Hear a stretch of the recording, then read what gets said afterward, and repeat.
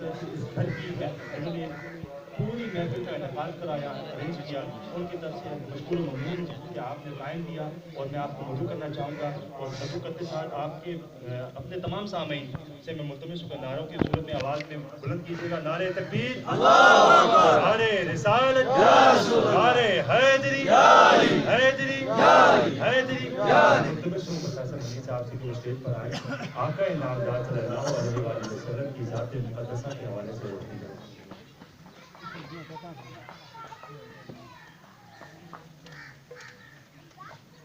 اعوذ باللہ من الشیطان الرجیم، بسم اللہ الرحمن الرحیم۔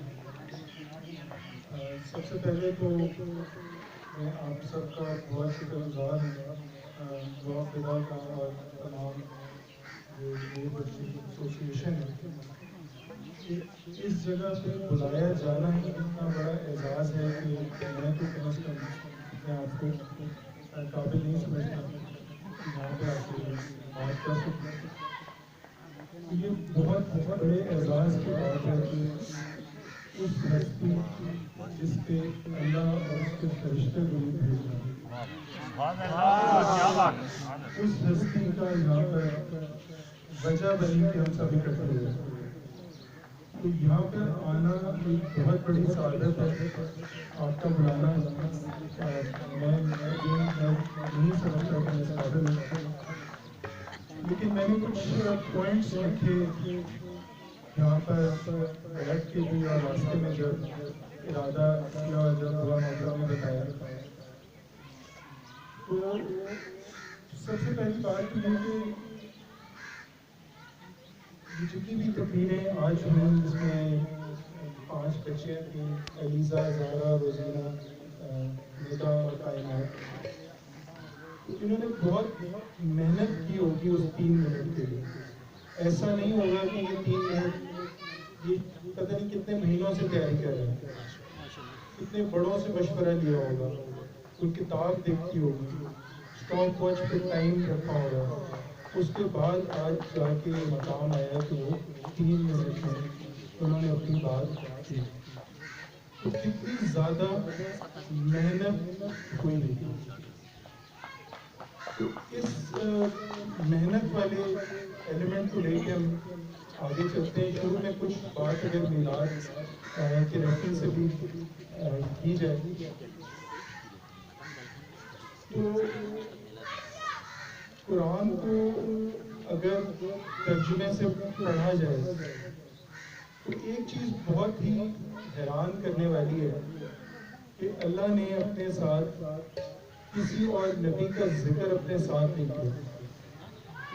کہیں اللہ نے یہ نہیں کہا کہ میں اور موسیٰ یا میں اور ابراہیم یا میں اور آدم، لیکن ایک ہستی ہے جس کا ذکر اتنا خاص طور پہ کیا کہ اللہ کی بھی اطاعت کرو، رسول کی بھی اطاعت کرو۔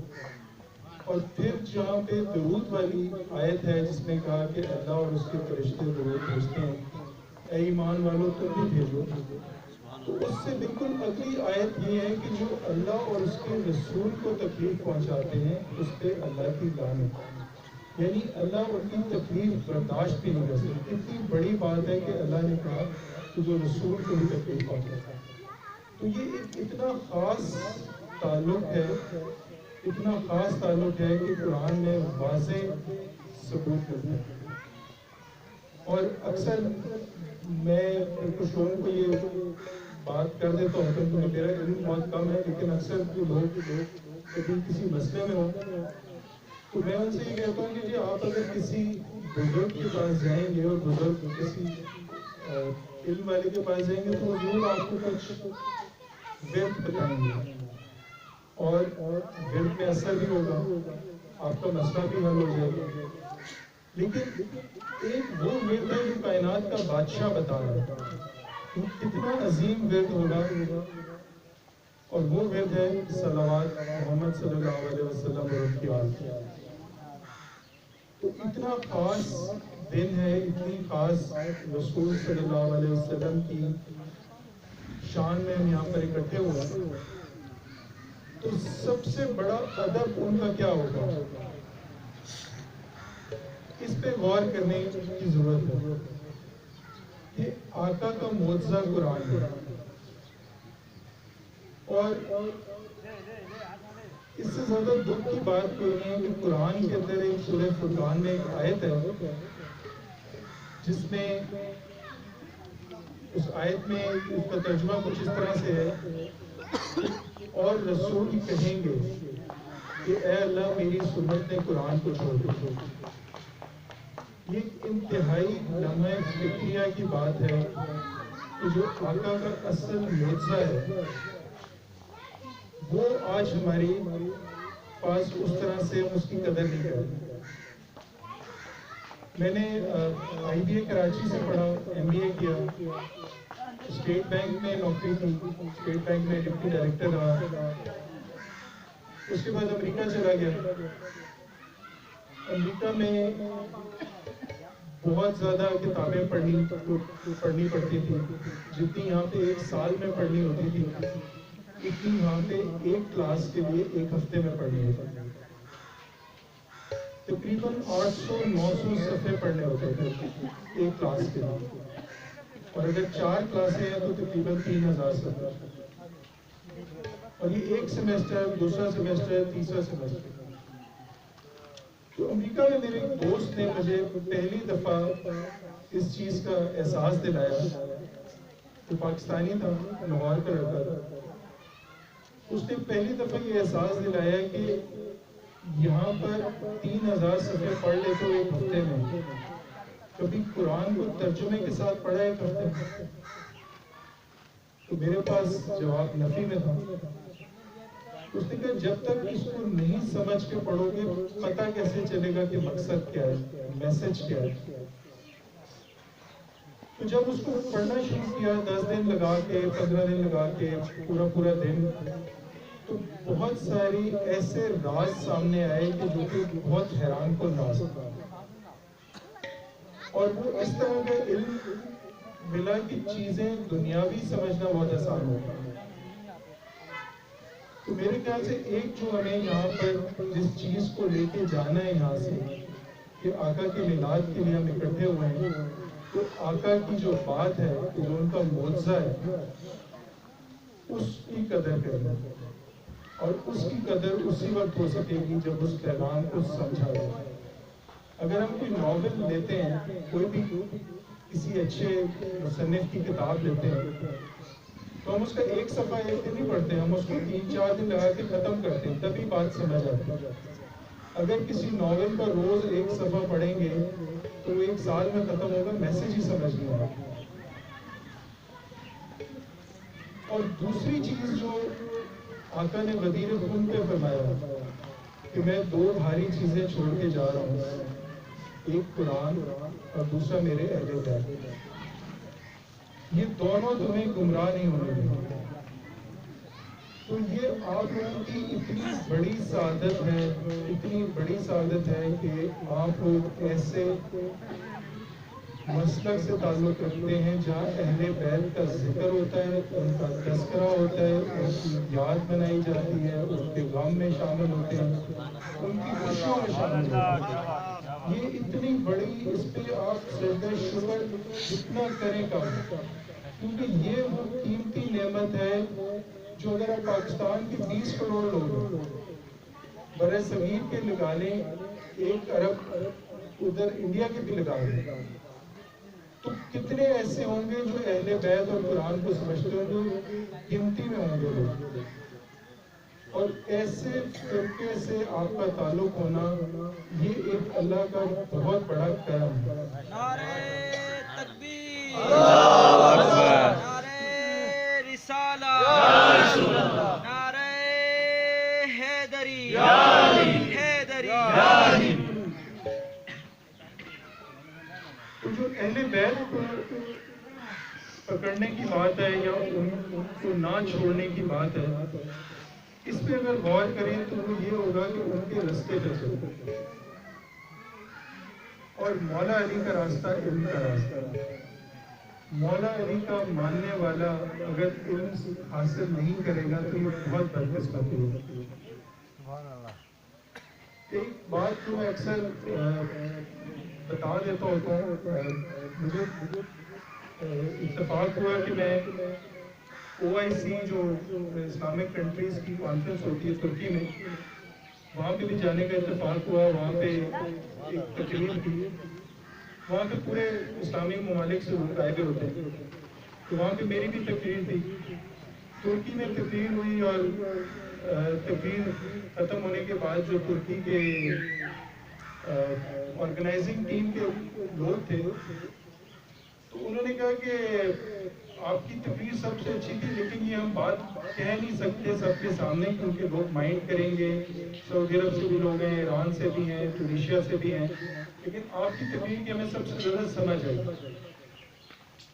تو میں نے کہا میں آپ کو اس کا راز بتا دیتا ہوں کہ میری جب بھی کوئی تقریر، جب بھی کوئی ٹی وی کا انٹرویو ہوتا ہے، میں 2 رکعت ہدیہ مولا علی کو کرتا ہوں. اور یہ مولا علی کا فیض ہے. یہ فارمولہ ہے کہ اگر آپ کو تقریر اچھی لگی، اس میں خدا کی قسم میرا کوئی کردار نہیں. اس میں مولا کا فیض ہے کہ اگر وہ OIC میں ترکی میں بھی میں کانفرنس پہ جا رہا تھا تو اپنے کمرے میں 2 رکعت ہدیہ کیا، اللہ کو کہا کہ یہ مولا کے لیے ہدیہ. باب العلم سے مانگا اور انہوں نے پھر علم بھی عطا کیا اور وہ انداز بھی عطا کیا کہ لوگوں تک بات پہنچ سکے. تو اب یہ جو بات ہے کہ آپ مولا کے ماننے والے ہیں تو پھر علم تو میراث ہونی چاہیے. تو ایک اور چیز جو میں نے آج یہ جو میں نے ٹوپی پہنی ہے، بھرتی ٹوپی، یہ پورا محترم رستم علی انجم صاحب نے مجھے تھیلے میں پہنائی تھی.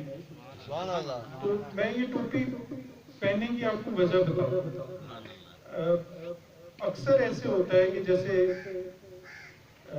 باہر کے ملک سے کوئی پاکستان آتا ہے، جیسے ہلری کلنٹن جب پاکستان آئی تھی تو ہمارے استاد تھے امریکہ میں، وہ ان کے ایڈوائزر تھے، ان کا نام تھا ویری نسل.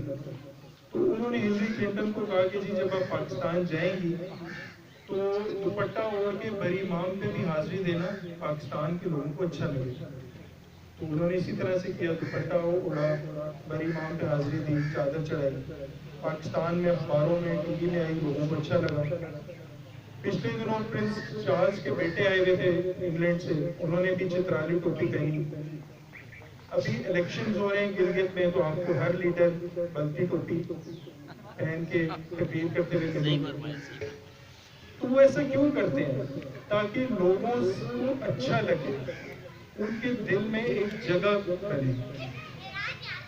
تو اگر ووٹ مانگنے کے لیے بلتی ٹوپی پہنی جا سکتی ہے تو میں نے کہا کہ آج میں نے بھی آپ سے کچھ مانگنا ہے تو میں بھی بلتی ٹوپی پہن کے آؤں.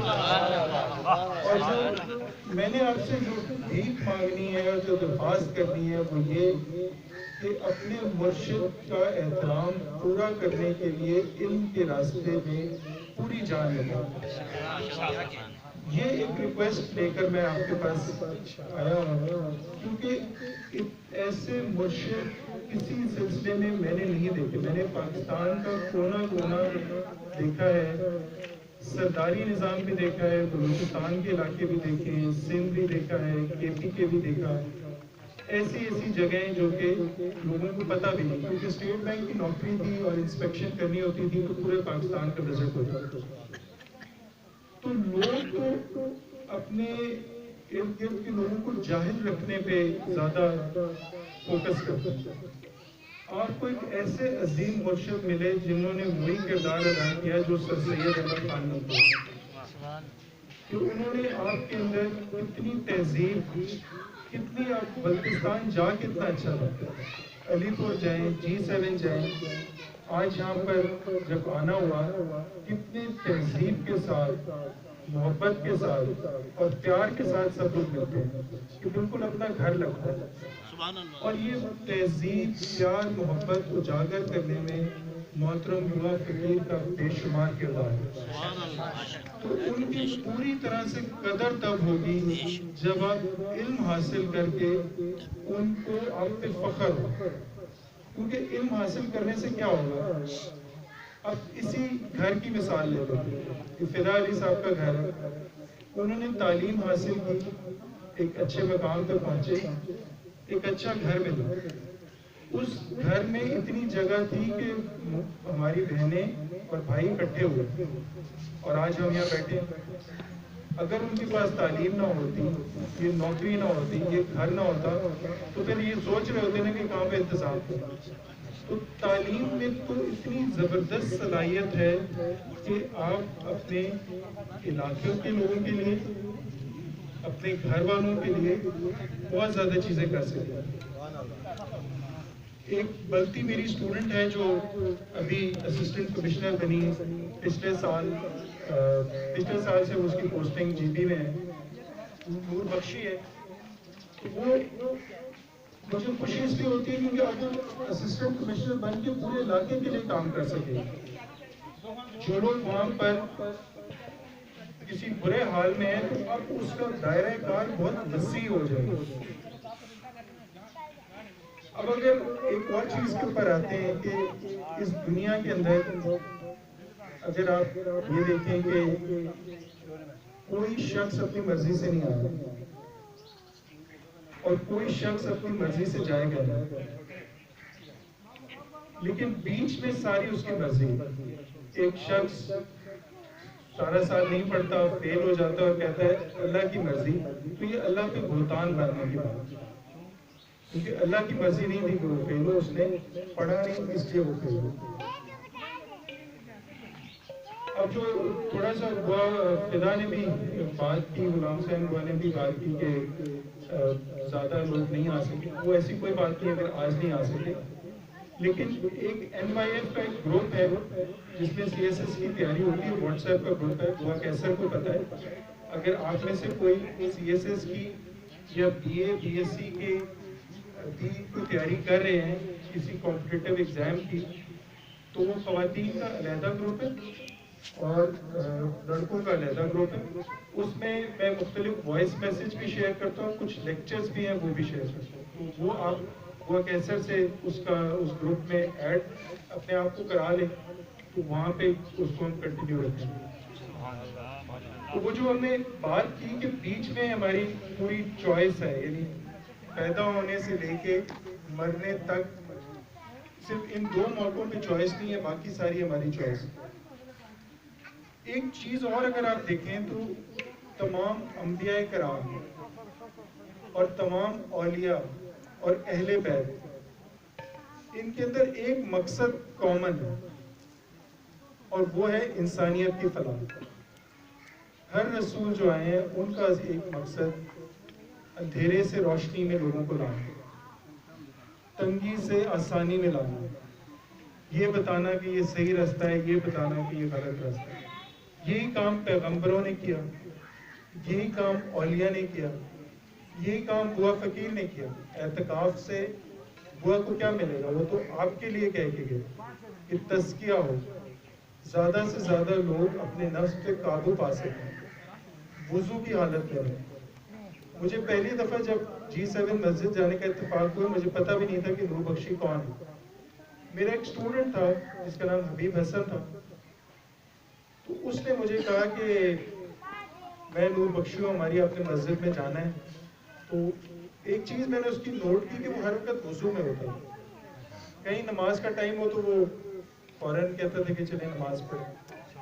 تو پھر اس نے کہا کہ سر جو ہمارے مرشد ہیں بوا فقیر، انہوں نے ہمیں یہ کہا ہے کہ وضو میں۔ اب تو آپ دیکھیں کہ ایک نور بخشی پورے سلسلے کا ایک سفیر تھا، لیکن سفیر کیوں تھا؟ کیونکہ با عمل تھا، اعتکاف پہ بھی بیٹھتا تھا، وضو میں بھی رہتا تھا، ذکر بھی کرتا تھا۔ اگر وہ با عمل نہ ہوتا تو میں شاید اس سے متاثر نہ ہوتا، اگر میں اس سے متاثر نہ ہوتا تو نہ کبھی میں نے G7 مسجد میں جانا تھا، نہ مجھے پتہ چلتا کہ کوئی نور بخشی نام کا کوئی سلسلہ بھی پاکستان میں ہے۔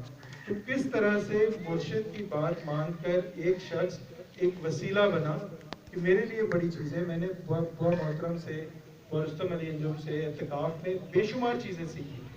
میں نے ایسی چیزیں سیکھی ہیں جو کہ میں نے امریکہ میں پڑھی نہیں تھی، اور یہاں پہ جب بوا نے بتائی تو میں نے بوا کو کہا کہ بوا یہ چیزیں تو ہم نے وہاں پہ پڑھی ہیں، آپ کو کیسے پتہ؟ سبحان اللہ۔ اور وہ عالم ناسود کی اور ایسی باتیں کرتے تھے، تو میں نے کہا وہ یہ تو ہم نے اس طرح سے پڑھا ہے، اور وہ ایک بلتستان کا شخص اتنا زیادہ علم رکھنے والا۔ تو اس لیے باعمل ہونے کی ضرورت ہے. باعمل ہونے کے بعد جب ہم اس مقصد کو پہچان جائیں گے کہ اصل میں ہمارا مقصد انسانیت کی خدمت کرنا ہے، تو تعلیم اس میں آپ کے لیے راستہ آسان کر دے گی. کیونکہ اگر آرمی میں چلے جائیں تو ارد گرد کے لوگوں کو بتائیں گے کہ جی وضو میں رہنا چاہیے، اعتکاف کرنا چاہیے، ذکر کرنا چاہیے. اگر سی ایس ایس کر لیں گے تو جس بھی محکمے میں جائیں گے وہاں پہ لوگوں کو تلقین کریں گے، لوگوں کے لیے کوئی اچھا کام کر سکیں گے. جی بھی کمپٹیٹیو ایگزام آئے گا تو اس میں بھی آپ کچھ کر سکیں گے. لیکن ایک چیز بڑی اہم ہے کہ جیسے یہ بچوں نے تقریر کی، یہ اچانک نہیں ہوا کہ 3 منٹ تقریر کی. انہوں نے محنت کی بھی تھی. تو محنت کرنے والا اور نہ کرنے والا کبھی برابر نہیں ہو سکتا.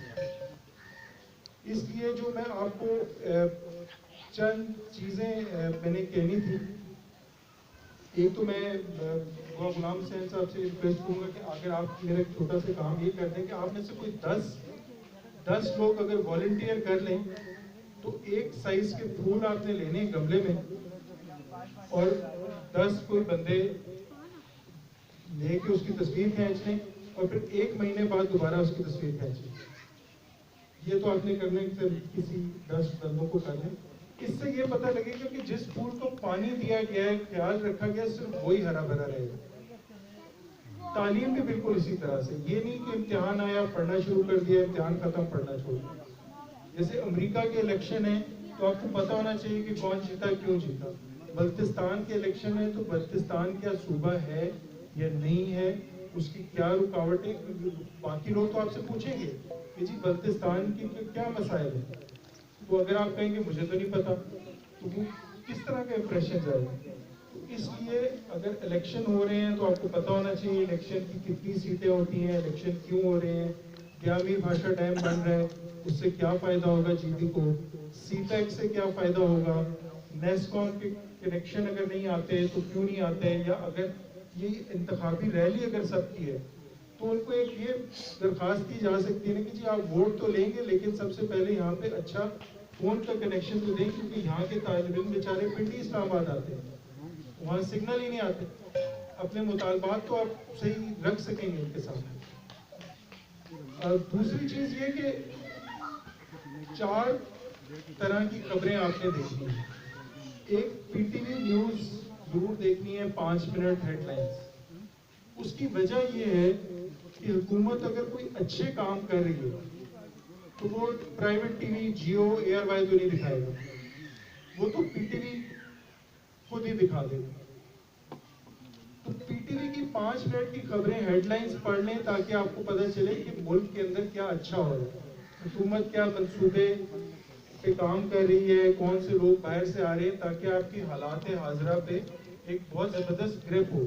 اگر آئی ایس ایس پی کے لیے جائیں گے، آرمی کے لیے جائیں گے، سی ایس ایس کے لیے جائیں گے، جی بی کمپٹیٹیو کے لیے جائیں گے. میں خود انٹرویو کمیٹی میں بیٹھتا ہوں. میں اگر آج کل میں کسی سے انٹرویو ہو تو میں اس سے پوچھوں گا جی بتائیں جی بی میں الیکشنز ہو رہے ہیں تو یہ کب ہوتے ہیں، یہ 5 سال بعد ہوتے ہیں، 3 سال بعد ہوتے ہیں. تو اگر اس کو نہیں پتا ہوگا تو میں کہوں گا کہ یہ کس طرح کا شہری ہے کہ اس کو پاکستان کے ایک اہم حصے کے بارے میں کچھ بھی نہیں پتا. تو لہٰذا 5 منٹ کی پی ٹی وی نیوز روزانہ لازمی ہے. اس کے بعد کوئی بھی ایک پرائیویٹ نیٹ ورک چاہے جیو ہے، اے آر وائی، اس کی ہیڈ لائن ضرور سنیں، کیونکہ کچھ اگر غلط ہو رہا ہے، حکومت پہ تنقید ہو رہی ہے تو وہ آپ کو وہاں سے پتہ لگے. اور ایک جو ہے وہ انگریزی کا بی بی سی یا الجزیرہ یا سی این این، وہ اس لیے دیکھیں تاکہ پوری دنیا کا پتہ چلے کہ اگر کورونا وائرس پاکستان میں ہے تو امریکہ میں کیا ہو رہا ہے، سری لنکا میں کیا ہو رہا ہے، سعودی عرب میں کیا ہو رہا ہے، وہاں پہ کیسے، متحدہ عرب امارات میں کس طرح سے چیزیں چل رہی ہیں، تاکہ آپ کو پوری دنیا کا پتہ لگ سکے. تو یہ اگر تین خبریں آپ صرف ہیڈ لائنز 5 منٹ کی دیکھ لیں گے تو یہ بنتے ہیں 15 منٹ. لیکن یہ 15 منٹ آپ کو پاکستان کے بارے میں اور پوری دنیا کے بارے میں بہت ہی قیمتی انفارمیشن دے گا. اس کے بعد ڈان اخبار پڑھنا بڑا ضروری ہے. وہ اس لیے کیونکہ ڈان اخبار کے اندر تمام حالات حاضرہ کی چیزیں بھی ہوتی اور پھر کچھ مضامین بھی ہوتے ہیں. جیسے جی بی کے اندر الیکشن ہو رہے ہیں تو ڈان کے اندر بڑے اچھے آرٹیکل آئے ہیں کہ جی بی کا مسئلہ کیا ہے, جی بی کو کشمیر کے ساتھ جوڑ کے کیا ہوا, جی بی کے لوگوں نے جو اپنی سٹرگل کی تھی اور آزادی لی تھی راجہ سے, اس کے بعد وہ آئے تو یہ تو لوگوں کو پتہ ہی نہیں ہے. وہ تو یہ سمجھتے ہیں کہ یہ اس میں تو وہاں کے لوگوں کی کتنی محنت ہے, اور بہت سارے ایسے لوگ ہوں گے جو آپ میں سے ہوں گے انہیں بھی نہیں پتا ہوگی کیونکہ نئی جنریشن کے لوگ ہیں. تو وہ اخبار آپ کے اندر یہ صلاحیت لے کے آئے گا کہ آپ کو کرنٹ افیئرس کی چیزیں پتہ لگ سکیں. ایک اور چیز جو پاکستان میں بہت بڑی رکاوٹ سمجھی جاتی ہے وہ انگریزی ہے. اب مجبوری سمجھ لیں, غلط سمجھ لیں, لیکن حقیقت یہ ہے سی ایس ایس کے اندر ابھی بھی رزلٹ آیا 2 دن پہلے, سب سے زیادہ لوگ جو فیل ہوتے ہیں وہ ایس اے کے پرچے میں فیل ہوتے ہیں, اور ایس اے میں فیل ہونے کی وجہ انگریزی کا نہ آنا. تو انگریزی جو اتنی بڑی رکاوٹ ہے اس کو عبور کرنے کے لیے اب یہ کلاس یہاں پہ پڑا ہے, اگر ادھر اس کلاس کو رکھا جائے تو شاید یہ 1 ہفتے تک یہی رہے گا جب تک اس کو اٹھایا نہ جائے. اس کا مطلب یہ ہے کہ اگر انگریزی مشکل ہے آج تو آج سے 5 سال بعد بھی اتنی مشکل ہوگی, لیکن اگر آج ہی آپ سیکھنا شروع کر دیں گے تو 3 مہینے میں گیم بدل جائے گی. آپ میں سے جو لوگ ہنجور گئے ہیں, ہنجور پہ اوپر گروپ میں جو اعتکاف ہوتا ہے وہاں پہ گاڑی چلانا کوئی آسان کام نہیں. تو وہ میں جب جا رہا تھا بوا رستم کے ساتھ تو میں نے بوا سے کہا کہ یہاں پہ تو کوئی بھی گاڑی نہیں چلا سکتا ہوگا. انہوں نے کہا یہاں پہ 3-4 لوگ ہیں جو ڈرائیونگ کرتے ہیں. تو میں نے بوا کو کہا کہ اگر میں یہاں پہ پریکٹس کرنا شروع کر دوں تو 1 مہینے میں سیکھ جاؤں گا. میں نے کہاں سیکھ جائیں گے, اگر پریکٹس نہ کروں تو 10 سال بعد بھی جاؤں گا اور کہوں گا ڈرائیونگ مشکل ہے. آسان کب ہوگی جب کرنا شروع کروں.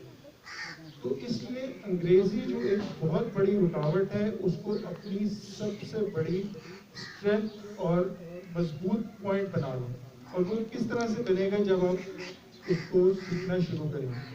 اس کے لیے جو پروفیسر موجود ہیں یہاں پہ, وہ انگلش کی بک ہے, وہ ایکیڈیمیا کے گروپ پہ میں آپ کو دے دوں, آپ اسے لے لیجیے گا.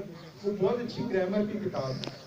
تو گرامر سے شروع کر لیں اور پھر جب ڈان پڑھیں گے کوئی مطلب نہیں آئے گا, اس کو ڈھونڈیں گے تو آہستہ آہستہ ووکیبلری بھی بن جائے گی, گرامر بھی صحیح استعمال کرنی آ جائے گی, اور پھر کچھ وقت لگے گا کہ آپ کی انگریزی بالکل اچھی ہو جائے گی.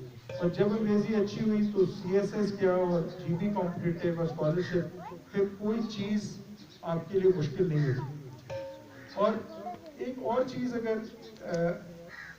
ایک ہم مثال لیتے ہیں کہ اگر 5 لوگ دریا میں ڈوب جائیں اور ایک کو تیرنا آتا ہو تو ہم افسوس کریں گے نا کہ اس کو تو تیرنا آتا تھا, اس نے بھی کوشش نہیں کی, کیونکہ اس کے پاس ایک بہت امپورٹنٹ سکل تھی. آپ لوگوں کے پاس مولا علی کی نسبت ہے, اور یہ اتنی بڑی نسبت ہے, اتنی بڑی نسبت ہے جس کا اندازہ نہیں لگایا جا سکتا کہ آقا نے کہا کہ حق علی کے ساتھ ہے اور علی حق کے ساتھ. تو مولا کے ماننے والے اگر علم حاصل نہیں کریں گے تو یہ پھر وہی مثال ہوگی کہ جو ڈوب گیا شخص تیرنا آتا تھا اور پھر بھی ڈوب گیا, کیونکہ مولا کی نسبت بہت بڑی نسبت ہے. اس دعا کے ساتھ اختتام کرتے ہیں کہ اللہ محمد صلی اللہ علیہ وسلم سید الکونین کعبہ قوسین اور مولا علی علیہ السلام, بی بی فاطمہ علیہ السلام, مولا حسن علیہ السلام, امام حسین علیہ السلام کی نسبت سے آج کی اس محفل میں آپ کا آنا قبول کریں. آپ کو قرآن اور سنت اور ہم سب کو قرآن اور سنت پر عمل کرنے کی توفیق دے. ہمیں توفیق دے کہ ہم قرآن کو سمجھیں, اس کو پڑھیں اور پھر ہم چلتا پھرتا قرآن بن جائیں. ہمیں یہ توفیق دے کہ ہم کبھی جائیں جہاں پر تو لوگ کہیں کہ علی والے ایسے ہوتے ہیں. ہمیں ایسی توفیق عطا فرمائے کہ علم کے راستے کو اپنائیں اور مولا سے محبت عطا کریں, اور ہمیں ایسی توفیق دے کہ علم حاصل کر کے ہم پوری دنیا کے اندر محمد وآل محمد صلی اللہ علیہ وسلم کے نام کو بلند کر سکیں. آمین. شکریہ. ماشاء اللہ.